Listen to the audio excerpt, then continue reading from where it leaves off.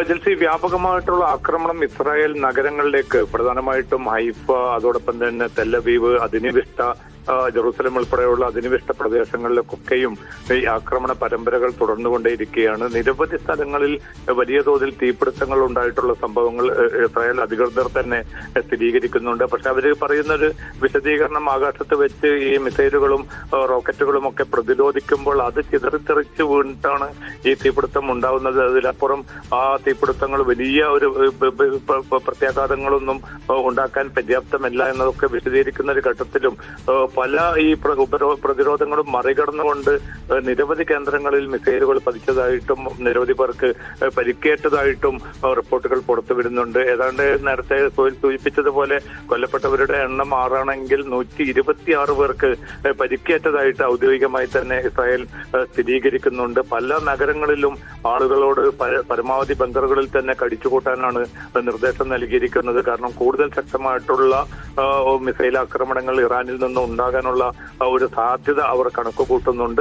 പക്ഷേ ഈ ലെബനാനിലെ ഹിസ്ബുല്ലയുടെ ഭാഗത്തു നിന്ന് ആക്രമണങ്ങളിൽ വലിയ തിരിച്ചടികളൊക്കെ ഉണ്ടാകുമെന്നൊരു ആശങ്ക ഇന്നലെ ഇസ്രായേൽ നേതൃത്വത്തിനുണ്ടായിരുന്നു. പക്ഷെ കാര്യമായിട്ടുള്ള ഒരു നീക്കങ്ങൾ ആ ഭാഗത്തു നിന്ന് ഇസ്രായേലിന്റെ നേർക്ക് ഉണ്ടായിട്ടില്ല. കാരണം അത് ഒരു പക്ഷേ ഏകോപിച്ച ഒരു നീക്കങ്ങൾ മാത്രമായിരിക്കും ഉണ്ടാവുക എന്ന ഒരു വിലയിരുത്തലാണ് ഇസ്രായേൽ നേതൃത്വം നിലയുറപ്പിച്ചിരിക്കുന്നത്. എന്തായാലും അല്പം മുമ്പും തെഹ്റാനിൽ വ്യാപകമായിട്ടുള്ള ആക്രമണം നടന്നതായിട്ടുള്ള റിപ്പോർട്ടുകൾ കൂടി ഈ ഘട്ടത്തിൽ പുറത്തു വരുന്നുണ്ട്. തെഹ്റാനിലെ 3 സ്ഥലങ്ങളിൽ വൻ സ്ഫോടന ശബ്ദം ഉയർന്നു കേൾക്കുന്നതായി അന്താരാഷ്ട്ര വാർത്താ ഏജൻസികളാണ് റിപ്പോർട്ട് ചെയ്യുന്നത്. ഇസ്ഫഹാൻ ഉൾപ്പെടെ ഉൾപ്പെടെയുള്ള നഗരങ്ങളിലും സ്ഫോടന ശബ്ദം കേട്ടതായിട്ടുള്ള റിപ്പോർട്ടുകൾ വരുന്നുണ്ട്. എന്തായാലും ആക്രമണം കൂടുതൽ ശക്തമായി, കാരണം ഇന്നലെ 200-ലധികം കേന്ദ്രങ്ങളിലാണ് ഇസ്രായേലും അതോടൊപ്പം തന്നെ അമേരിക്കയും സംയുക്തമായിട്ടുള്ള സൈനിക നടപടി സ്വീകരിച്ചത്. ഏതാണ്ട് ഒട്ടേറെ പോർവിമാനങ്ങളും മറ്റും ഉപയോഗിച്ചുകൊണ്ടായിരുന്നു ആക്രമണം. അത്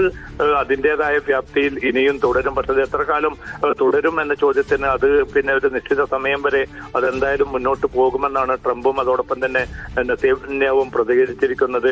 അപ്പോൾ അതിന്റെ ഇമ്പാക്ട് എന്ന നിലയ്ക്ക് ഗൾഫ് രാജ്യങ്ങളിലേക്കും വീണ്ടും ഇറാന്റെ ഭാഗത്തു നിന്നുള്ള മിസൈൽ റോക്കറ്റ് ആക്രമണങ്ങൾക്ക് വലിയ സാധ്യതയുണ്ട്. കാരണം ഇന്നലെ അർദ്ധരാത്രിയും ഖത്തർ, അതോടൊപ്പം തന്നെ കുവൈത്ത്, UAE ഉൾപ്പെടെയുള്ള രാജ്യങ്ങൾക്ക് നേരെയും ഈ ആക്രമണം ഉണ്ടായിരുന്നു. അതുകൊണ്ട് വളരെ കരുതലോടുകൂടി തന്നെയാണ് ഈ രാജ്യങ്ങളും നിലയുറപ്പിച്ചിരിക്കുന്നത്. കാരണം തങ്ങളുടെ പാട്രിയറ്റ് ഉൾപ്പെടെയുള്ള പ്രതിരോധ സംവിധാനങ്ങൾ ഉപയോഗിച്ചുകൊണ്ട് ഈ മിസൈലുകളും റോക്കറ്റുകളും ഒക്കെ പ്രതിരോധിക്കുന്നതിൽ തങ്ങൾക്ക് പൂർണ്ണ വിജയം കൈവരിക്കാനായി എന്നാണ് ഗൾഫ് രാജ്യങ്ങൾ വിശദീകരിക്കുന്നത്.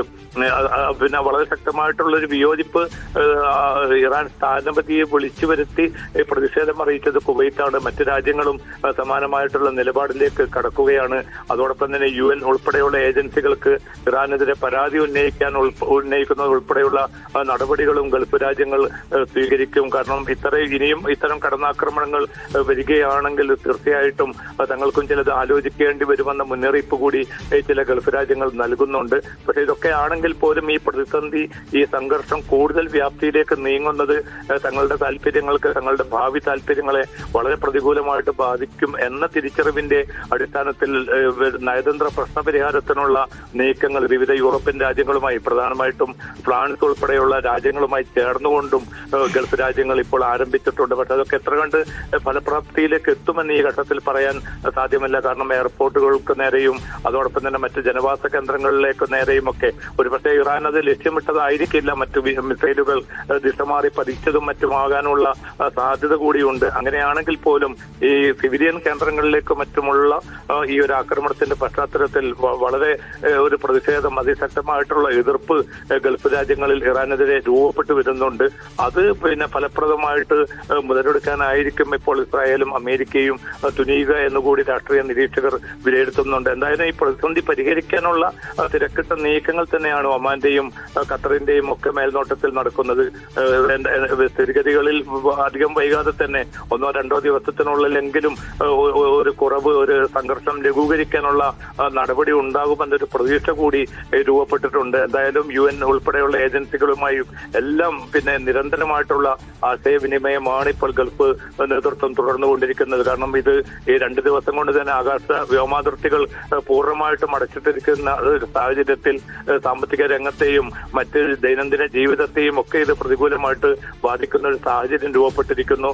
ഇനി ഇത് അനിശ്ചിതകാലത്തേക്ക് തുടരാൻ എന്തായാലും നിർവാഹമില്ല എന്നൊരു തിരിച്ചറിവിൽ തന്നെയാണ് മിക്ക ഗൾഫ് രാജ്യങ്ങളും. അതുകൊണ്ടാണ് ഇപ്പോൾ ഇറാനുമായി പോലും ഈ ആശയവിനിമയം തുടർന്നുകൊണ്ട് ഒരു പ്രതിസന്ധി പരിഹരിക്കാനുള്ള പരമാവധി നീക്കങ്ങളാണ് വിവിധ രാജ്യങ്ങളുടെ മേൽനോട്ടത്തിൽ ഇപ്പോൾ പുരോഗമിച്ചുകൊണ്ടിരിക്കുന്നത്.